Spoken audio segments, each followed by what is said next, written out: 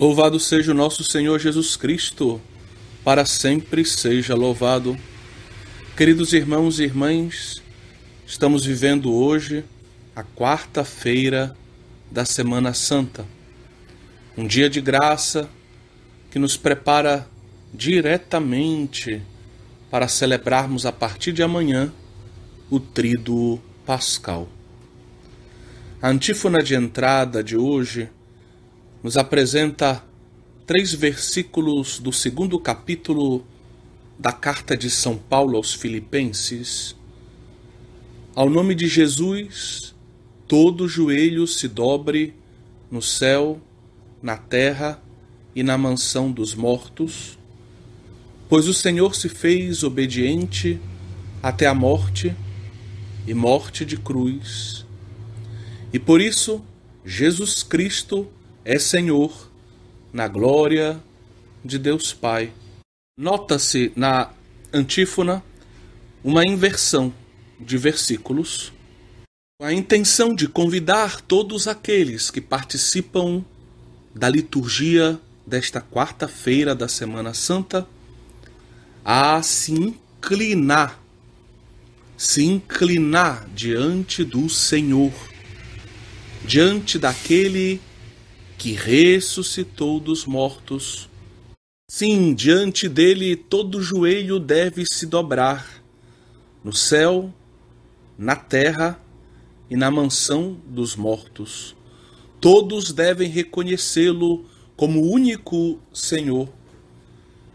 Pois, diz a segunda parte da antífona, o versículo 8º da carta de São Paulo aos Filipenses, capítulo 2, pois este Senhor, ele foi obediente até a morte, morte de cruz. Ele obedeceu o Pai, ele cumpriu perfeitamente a vontade do Pai, ele abraçou a nossa salvação, tomando o nosso lugar, ele acolheu na sua humanidade o sofrimento, a paixão, a morte. Ele pagou o preço da nossa salvação.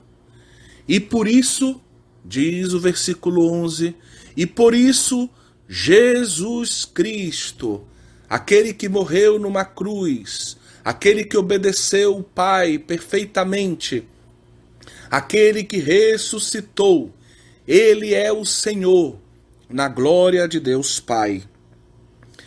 Essa antífona nos convida a nos inclinarmos interiormente, espiritualmente, existencialmente diante do Senhor, o ressuscitado que passou pela cruz, o Senhor do céu e da terra. A oração da coleta coloca em relevo esta verdade, a verdade de que Ele é o Senhor. Por Cristo nós suplicamos ao Pai, Cristo que padeceu o suplício da cruz para nos arrancar da escravidão do pecado, nós suplicamos, pedimos que o Pai nos conceda a graça da ressurreição. Nós queremos seguir o Cristo neste Tríduo Pascal. Nós queremos, como bons discípulos, estar ao seu lado. Queremos mergulhar no mistério da sua paixão e morte redentora, mas queremos também ressuscitar com ele. Queremos participar da sua ressurreição. Pedimos, suplicamos ao Pai que nos dê essa graça de uma vida nova, ressurrecta, liberta do pecado, cheia da graça divina, conduzida pelo Espírito, uma vida sob o senhorio de nosso Senhor Jesus Cristo. Na primeira leitura, nós temos o 3º canto do servo do Senhor, que nos prepara para a Sexta-feira Santa, para o ápice dos cantos do servo do Senhor, do servo de Yahvé. O 4º canto será lido na liturgia da Sexta-feira da Paixão. Nos 2 primeiros versículos da primeira leitura, se coloca em relevo a missão profética de Jesus. O servo do Senhor é um profeta enviado pelo Senhor para cumprir uma missão, falar em nome do Senhor ao seu povo, chamá-lo à conversão, tomar o lugar do povo e realizar um sacrifício expiatório, vista da salvação de Israel e da iluminação de todas as nações, como nós vimos ontem na primeira leitura. O texto fala de uma língua adestrada. O profeta se dirige a Deus, reconhecendo que recebeu uma língua adestrada, ou seja, que recebeu de Deus toda a graça necessária para poder proclamar, anunciar a sua palavra com maestria, com fidelidade. Assim o profeta pode dirigir a cada um a palavra que lhe é necessária. Por exemplo, ao abatido, o profeta proclama uma palavra que consola, que conforta, que anuncia a salvação que se aproxima. Logo depois aparece a imagem do ouvido. O ouvido recorda a atitude do profeta. O profeta deve estar em profunda sintonia com Deus no Espírito. O profeta deve buscar escutar com exatidão, com clareza, o que Deus deseja dizer ao seu povo, para poder transmitir com fidelidade a palavra divina ao povo eleito. Os ouvidos recordam também a atitude de obediência, essa atitude de confiança. O profeta obedece o Senhor, acolhe a sua palavra, busca colocá-la em prática e anunciá-la aos homens. Ao contrário do resto do povo, marcado pelo pecado, o servo do Senhor é um homem justo. Ele acolhe a palavra, coloca ela em prática, ele vive com perfeição o chamado que Deus lhe fez. Queridos irmãos e irmãs, estamos diante de uma profecia que é interpretada na história de Israel como uma seta que aponta misteriosamente para a figura do Messias. Sabemos que nosso Senhor Jesus Cristo é o Messias, esperado há séculos pelo povo de Deus. Nele se cumpre perfeitamente esta palavra, ainda mais perfeitamente porque ele não é apenas um homem eleito, um profeta, como tantos outros, mas ele é o Deus que se fez homem. Ele tem uma missão de tipo profética, mas ele é o Deus que se fez homem. Seu ouvido de filho está sempre voltado para o Pai, para escutar a vontade do Pai, a palavra do Pai, para transmitir tudo exatamente como o Pai deseja, para ser fiel, perfeitamente fiel aos desígnios do Pai. E essa fidelidade se manifestará de modo claro e evidente na cruz, quando Jesus disser, quase no último sopro de sua vida, tudo está consumado. Ou seja, cumpri perfeitamente a vontade do meu Pai. Na segunda parte da primeira leitura, se introduz o tema do sofrimento. O profeta é um homem que sofre. Lembremos-nos do sofrimento de Jeremias, por exemplo, de Oséias. O profeta sofre porque o povo, os reis, os falsos profetas, se opõem à sua missão. Existe uma oposição à luz da palavra de Deus. As trevas do pecado se opõem à luz da palavra divina. E o profeta se vê no meio dessa luta e ele sofre. Pois bem, vemos aqui descritos os sofrimentos do servo do Senhor. Ele sofrerá em nome do povo. Ele sofrerá no lugar do povo, um sofrimento vigário. Oferecerá as suas costas aos seus algozes que o torturarão. Oferecerá as suas faces para que lhe arranquem a barba. Não desviará o seu rosto de bofetões e cusparadas. Vejam que estas palavras se cumprem nas narrações que os evangelhos nos oferecem da paixão de Cristo. Jesus Cristo é flagelado, é esbofeteado, tem a sua barba arrancada, mas se mantém firme como uma rocha no cumprimento da vontade de Deus, que é a salvação dos homens. Ele não desvia o rosto, nem de bofetões, de cusparadas, diz o versículo 6. Mas, a partir do versículo 7, ele confessa a sua confiança absoluta no Senhor. Ele sabe que Deus está com ele, chama de seu socorro, ou como a tradução da CNBB nos propõe no lecionário, o seu auxiliador.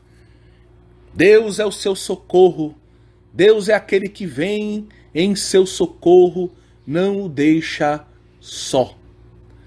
Por isso ele não se abate, por isso ele conserva o seu rosto impassível, como eu dizia, como uma pedra, como uma rocha. Ele sabe que apesar das humilhações pelas quais ele passa, no final ele não sairá humilhado, mas ele sairá glorificado.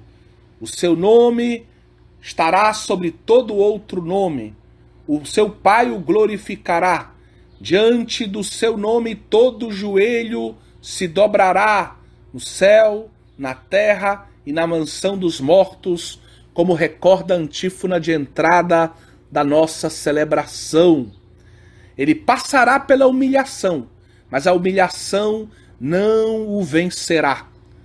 Ele passará pela humilhação, mas ele será glorificado.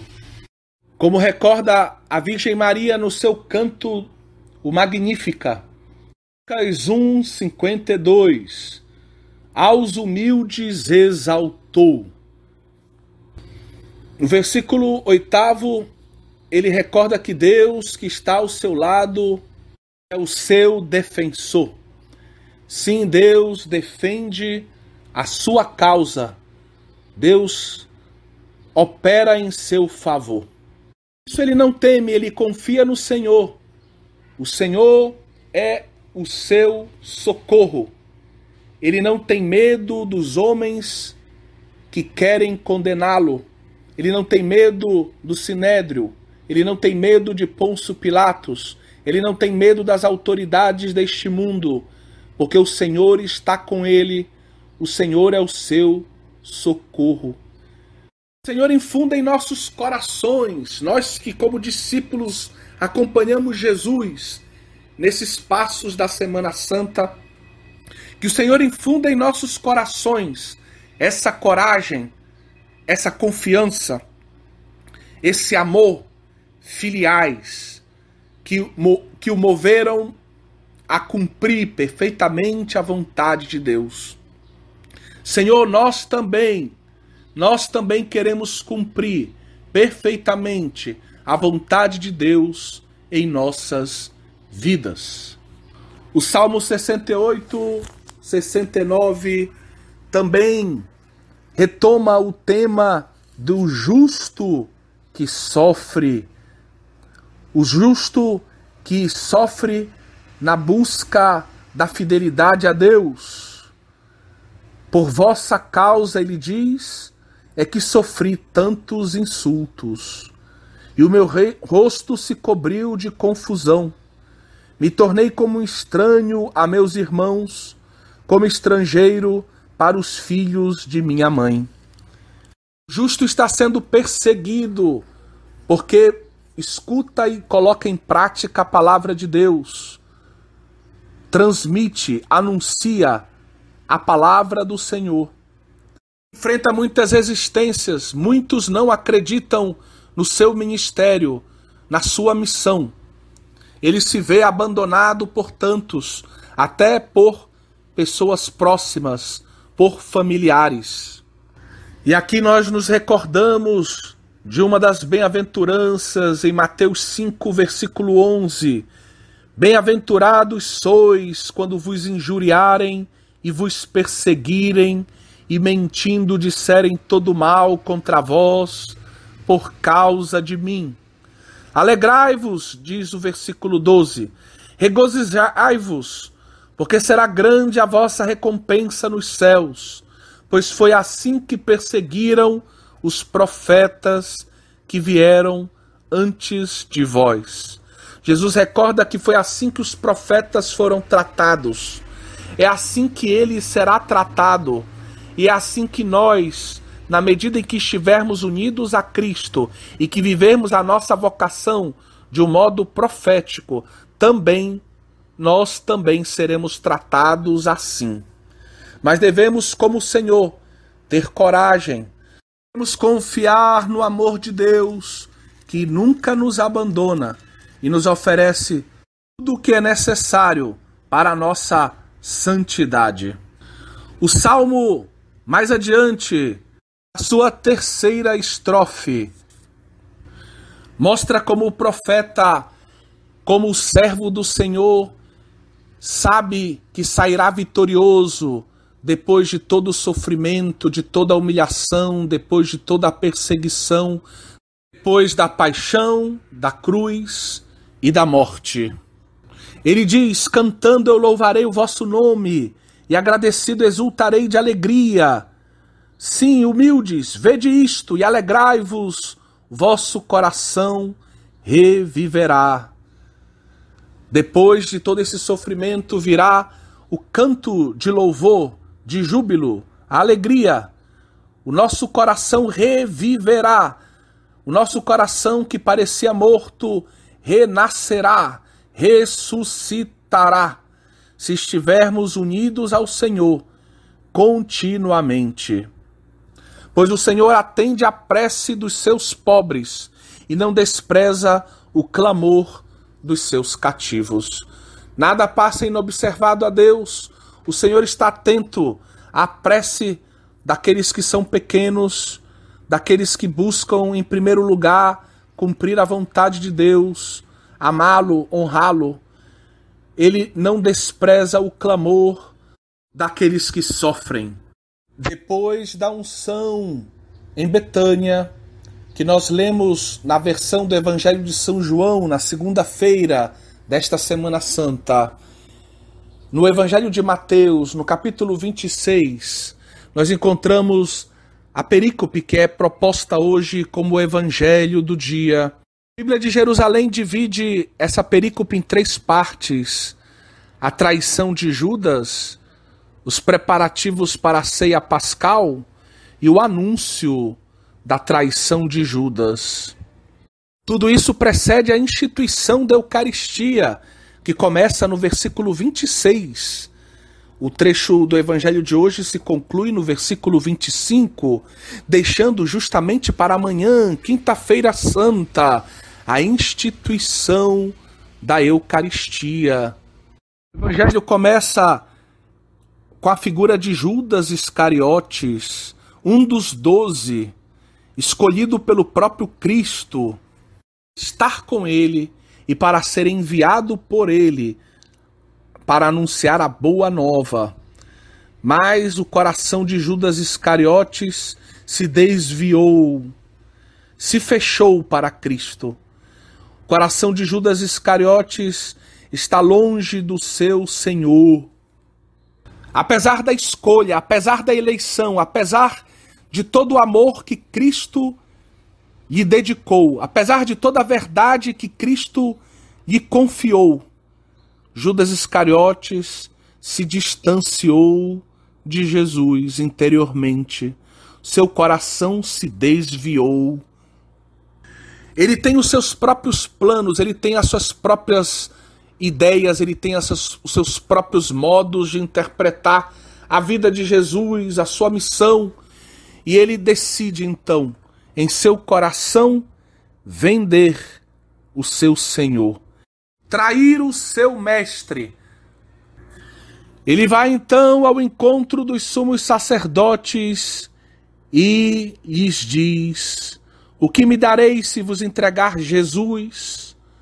Então Jerônimo, comentando esse versículo, afirma: infeliz Judas, quer compensar com o preço do mestre o prejuízo que cria ter sido ocasionado com o derramamento do perfume na unção de Betânia. E não pede uma quantia precisa, de modo que sua traição parecesse ao menos um ato lucrativo, mas como quem entrega um vil escravo, deixou ao arbítrio dos contratantes a estipulação do valor que lhe quisessem dar. Vejam, Judas é movido por uma maldade ignóbil. São Jerônimo interpreta desta forma. Ele acredita que Judas decide vender Jesus pelo preço que pagarem, como se ele não valorizasse o seu mestre. Ele não pede uma quantia alta, enorme, mas ele deixa à mercê daqueles que queriam a morte de Jesus estipular o preço. E eles então combinam 30 moedas de prata, o que significava o preço de um escravo. Ele vende o seu mestre pelo preço de um escravo. Ele vende o Messias pelo preço de um escravo. O coração de Judas, mergulhado nas trevas do pecado, já não consegue reconhecer o valor de Deus, o valor da salvação, o valor do Salvador, o valor do Cristo, o valor do Messias. Ele não consegue mais reconhecer o valor de Jesus Cristo. E é o que acontece muitas vezes conosco também, quando nós nos distanciamos muito de Deus, quando nós mergulhamos nas trevas do pecado, da impureza, do ódio, da inveja, do egoísmo, do orgulho. O nosso coração vai valorizando demasiadamente coisas e pessoas, e colocando coisas e pessoas, e às vezes nós mesmos, no centro da nossa vida, do nosso coração, e Deus vai indo para a periferia da nossa existência, para a periferia da nossa vida, até que às vezes chegamos ao ponto de não darmos valor nenhum a Cristo, a Santa Missa, a confissão, a conversão, a uma vida santa, ao céu. E muitos então se lançam buscando numa vida de pecado uma felicidade que não passa. Ilusão, ilusão. Só em Cristo podemos ter a felicidade que não passa. A felicidade eterna é reservada para aqueles que estiverem em comunhão por Cristo, com Cristo e em Cristo, com Deus Todo-Poderoso, Pai, Filho e Espírito Santo. O mais incrível é que Judas Iscariotes, depois de acordar, de concordar com a venda do seu Senhor, do seu mestre, por um preço irrisório, o preço de um escravo. Sim, Jesus é o servo do Senhor, aquele que se aniquila, se esvazia, se torna escravo para cumprir a vontade de Deus, para salvar os homens, Jesus se abaixa até o fim. Jesus cumpre na obediência o seu caminho até a cruz, se esvazia totalmente para salvar a humanidade. Na segunda parte do Evangelho nós temos os preparativos para a ceia pascal. No primeiro dia dos ázimos, os discípulos aproximaram-se de Jesus dizendo: onde queres que te preparemos para comer a Páscoa? Ele respondeu: ide à cidade, à casa de alguém, e dizei-lhe, o mestre diz, o meu tempo está próximo, em tua casa irei celebrar a Páscoa com meus discípulos. São Jerônimo recorda que o evangelista Mateus parece ter querido deixar no anonimato a pessoa que vai acolher Jesus, a casa de alguém. Não se diz quem é esta pessoa, nem aonde fica esta casa. E isso parece proposital no texto. Se quer colocar a última ceia na esfera do mistério. Os seus discípulos devem dizer a esta pessoa, ao dono da casa: o mestre diz, o meu tempo está próximo, em tua casa irei celebrar a Páscoa com os meus discípulos. Provavelmente trata-se de um outro discípulo, de alguém que acompanha Jesus de alguma forma, de alguém que tem um coração em sintonia com o coração de Jesus e que está disposto a abrir a sua vida, a sua casa, a sua própria família para acolher o mestre e seus discípulos. Os discípulos preparam tudo, está tudo pronto para a celebração da última ceia. Está tudo pronto para a instituição da Eucaristia. Vejam, Judas Iscariotes participa de toda essa preparação, simulando estar em comunhão com Jesus e com os demais discípulos. Um coração que é como um sepulcro caiado. Parece estar em comunhão, mas ele está nas trevas. Na verdade, ele está longe da comunhão com Cristo e com os demais apóstolos. Inicia-se assim a terceira parte do Evangelho. Ao cair da tarde, ele pôs-se à mesa com os 12. Enquanto comiam, disse-lhes: em verdade vos digo que um de vós me entregará. Essa palavra de Jesus cai como uma bomba. Essa palavra perturba aquele ambiente de comunhão. Quem há de trair o Senhor? Quem há de trair o Mestre? Vejam que diante de tal possibilidade, os apóstolos que sabem, cada um deles sabe não ter traído Jesus, eles se entristecem. Eles se entristecem porque eles se reconhecem pequenos, fracos. Eles sabem que eles podem vir a trair o Senhor. Eles, muito entristecidos, puseram-se um por um a perguntar-lhe: acaso sou eu, Senhor? Vejam a situação, vejam o ambiente. Cada um dos apóstolos, Tiago, João, Pedro, cada um deles, diante dessa palavra de Jesus, dessa revelação de Jesus, pergunta humildemente, entristecido com a possibilidade de vir a trair o Senhor: acaso serei eu? Acaso sou eu, Senhor?